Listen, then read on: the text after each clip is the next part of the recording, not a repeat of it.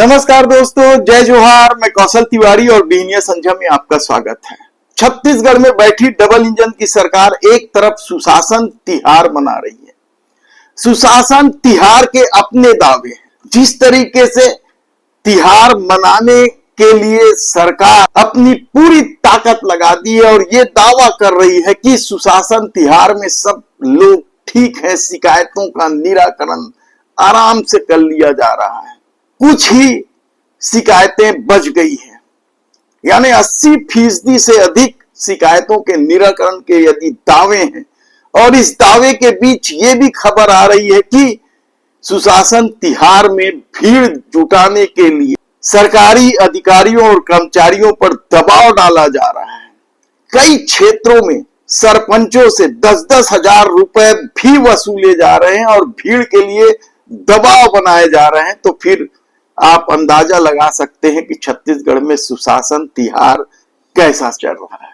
लेकिन इस सब के बीच आज हम आपको जो बात बता रहे हैं इस सुशासन तिहार की सच्चाई का, वह सुनकर आप चौंक जाएंगे कि प्रदेश में किस तरीके से अधिकारियों का राज चल रहा है, किस तरीके से नेताओं और मंत्रियों की तो बात छोड़ दीजिए, आप भारतीय जनता पार्टी आम कार्यकर्ताओं की बात तो भूल जाइए। जो लोग चुनाव जीत कर आए हैं, जिन्हें जनता ने जिताया है, यदि उनकी भी अवहेलना हो रही है, उन पर भी अधिकारी हावी है, उन्हें काम नहीं करने दिया जा रहा है या उनकी बगैर जानकारी के यदि काम हो रहा है, तो आप सोचेंगे कि सरकार तो उन्हीं की है, फिर अधिकारी ऐसे लोगों का कहना क्यों नहीं मान रहे हैं। दरअसल भारतीय जनता पार्टी ने शहर सरकार में शानदार जीत दर्ज की थी, सभी की सभी सीटें जीत ली थी और भाजपा के ही महापौर, और यदि भाजपा के महापौर को ही अधिकारियों के आगे घुटने टेकने पड़ रहे हैं या अधिकारियों ने भाजपा के महापौर को ही दो कौड़ी का समझ लिया है, तो फिर इसे क्या कहा जाए। और शायद यही वजह है कि प्रदेश के आधा दर्जन से अधिक महापौर या तो मीडिया के सामने खुलकर अधिकारियों की मनमानी की बात कही है या सरकार से शिकायत की है। ताजा मामला बिलासपुर यानी न्यायधानी के महापौर पूजा विधानी का है।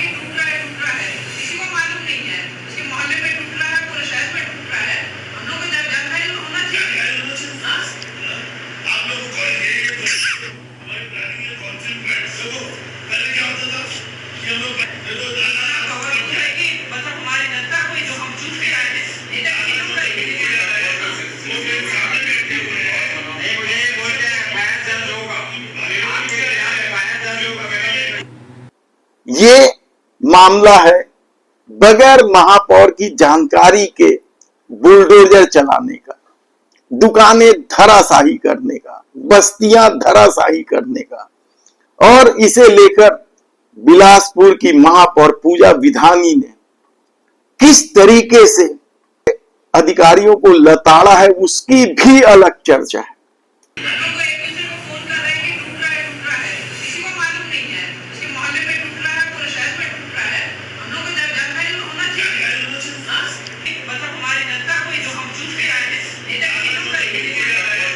महापौर पूजा विधानी ने प्रतिनिधि मंडल के सामने इस बात को जाहिर किया कि अधिकारी उनकी बात नहीं सुन रहे हैं, अपनी मर्जी से कर रहे हैं। और ऐसा ही वाकया याद कीजिए आपकी रायपुर यानी राजधानी में भी हो चुका है।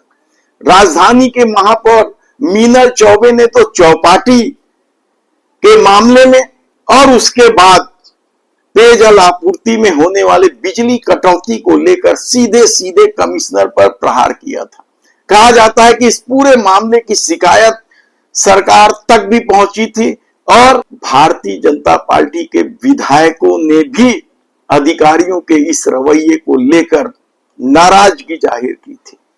इसके अलावा राजनांदगांव, कोरबा, चिरमिरी, कई जगह से, यानी लगभग आधा दर्जन ऐसी जगह है जहां के महापौर अधिकारियों की मनमानी के आगे नतमस्तक है या फिर नाराजगी जाहिर कर रहे हैं।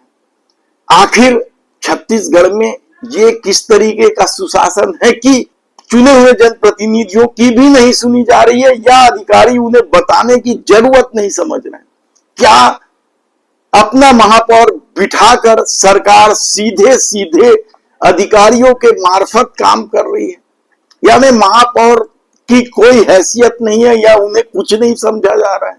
यह बड़ा सवाल उठ रहा है। और इस सवाल के पीछे का सच ये है कि जो अधिकारियों की नियुक्ति हुई है, आखिर उन अधिकारियों की नियुक्ति किसके कहने पर हुई है? क्या नगरीय प्रशासन मंत्री अरुण साव ने अपने ढंग से अधिकारियों की नियुक्ति की है? संविदाओं को लेकर पहले ही विवादों में रहे अरुण साव। कहा जाता है कि बिलासपुर नगर निगम तो संविदा कर्मियों के चक्कर में ही चल रहा है, संविदा देने के लिए अनाप शनाप पैसे वसूले गए हैं। ये पूरा मामला हमारी टीम लगी हुई है, हम विस्तार से बताएंगे कि पूरे प्रदेश में नगर निगमों में संविदा का क्या खेल है और उसमें मंत्री बंगले की क्या भूमिका। लेकिन एक बात और जो खुलकर सामने आ रही है कि वित्त मंत्री ओपी चौधरी, जो कभी कलेक्टरी किए हैं छत्तीसगढ़ के कुछ जिलों में, कहा जा रहा है कि अधिकारियों की नियुक्ति में उनका भी बड़ा हाथ है और खासकर कमिश्नरों की नियुक्ति में ओपी चौधरी की बड़ी भूमिका है। और इसके पीछे राजनीतिक गुणा भाग का भी ध्यान रखा गया है, यानी जिन कद्दावर नेताओं को किनारे करना है उन्हें लेकर अधिकारियों को साफ निर्देश है कि उनकी बातें ज्यादा न सुनी जाए या उनकी मांगों पर ज्यादा ध्यान न दिया जाए। हालांकि ओपी चौधरी को लेकर कई तरह के सवाल हैं।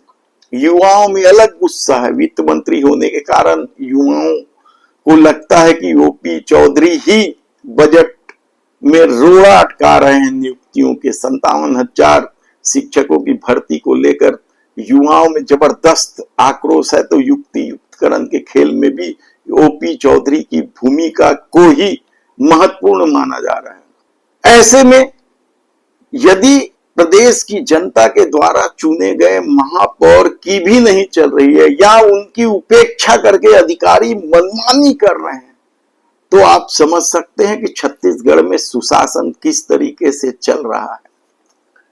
धन्यवाद।